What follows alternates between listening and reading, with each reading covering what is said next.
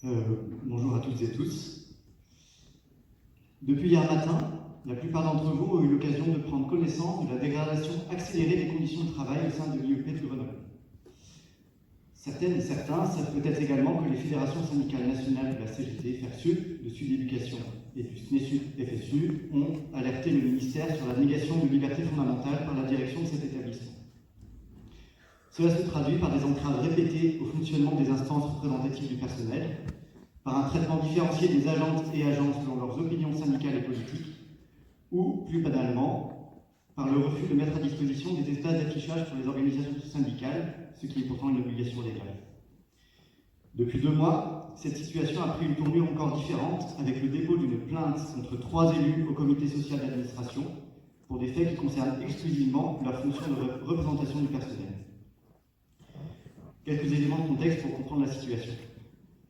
La CGT et Sud Éducation sont présents depuis de nombreuses années à Sciences Po Grenoble, et ce, bien avant l'élection d'élus sur liste commune au CSA de l'établissement en décembre 2022.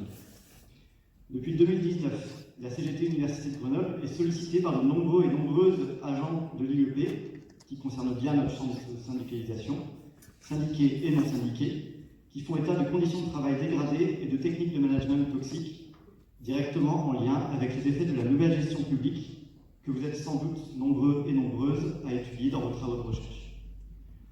En octobre 2020, dans le cadre de l'accompagnement personnel en souffrance du fait du management en place, la CGT a demandé plusieurs fois la mise en place de listes de diffusion syndicale, d'un CHSCT, des registres santé-sécurité au travail et dangers graves et imminents.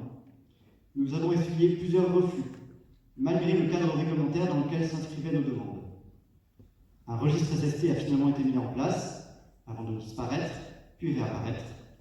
Nous vous mettons au défi de le trouver si vous en avez besoin. Ces instances et outils réglementaires ont cependant manqué cruellement pendant la crise sanitaire, mais aussi pendant l'affaire Sciences Po Grenoble et les attaques portées contre les libertés académiques, dégradant les conditions de travail de nos collègues ainsi que leur santé. Pour expliquer la dégradation récente très rapide d'une situation qui était déjà bien dégradée, 2 dates, en avril 2023 et mai 2024. La première, en avril 2023, plusieurs alertes sur les tensions remontent de la part d'agents-agentes auprès des élus au CSA. En pleine mobilisation sur les retraites, ces alertes font notamment état de coups portés contre des étudiants. Au-delà de cette conjoncture, les alertes remontent sur une dégradation plus profonde des conditions de travail liées au projet de reconstruction de l'établissement porté depuis fin 2021.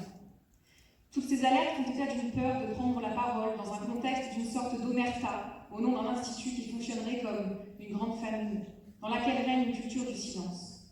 L'ensemble des élus au CSA, tous syndicats confondus, de l'UNSA à Sud Éducation, en passant par la CGT, vont porter des demandes unanimes de début 2023 jusqu'à aujourd'hui.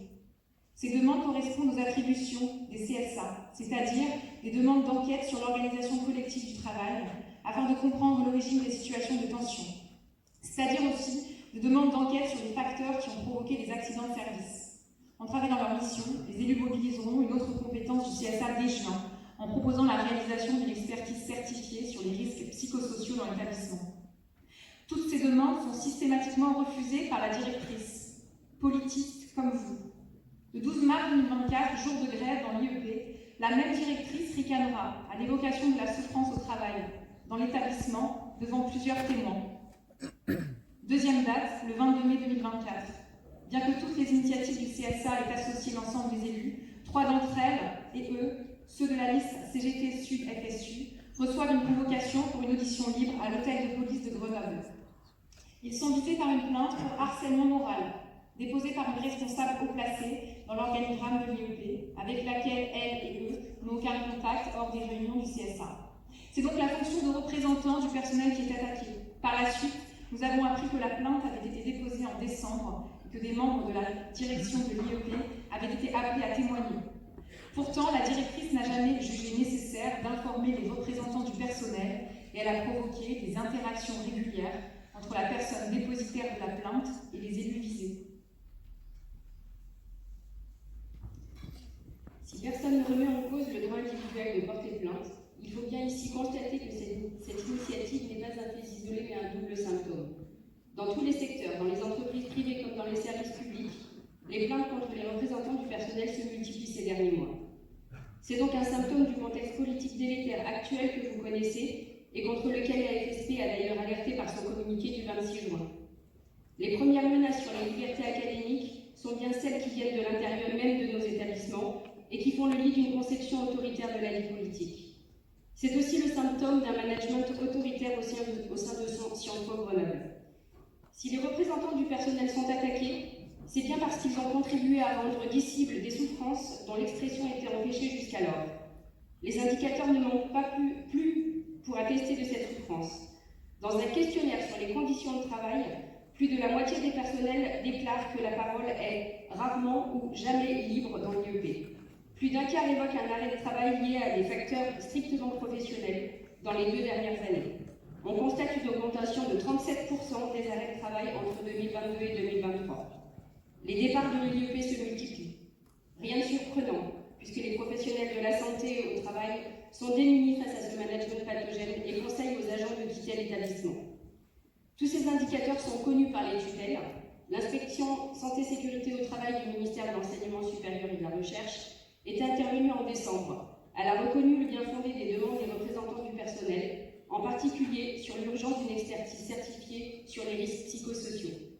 Elle a fait de l'IEP de Grenoble l'une de ses priorités pour l'année 2024. Dernier exemple, préoccupant en date du 5 juin, la direction informe 2 élus de la liste CGT Sud et PSU des motifs du refus de leur demande de protection fonctionnelle, ce qui n'est jamais arrivé dans l'établissement précédemment, et témoigne d'un traitement différencié des représentants des personnels.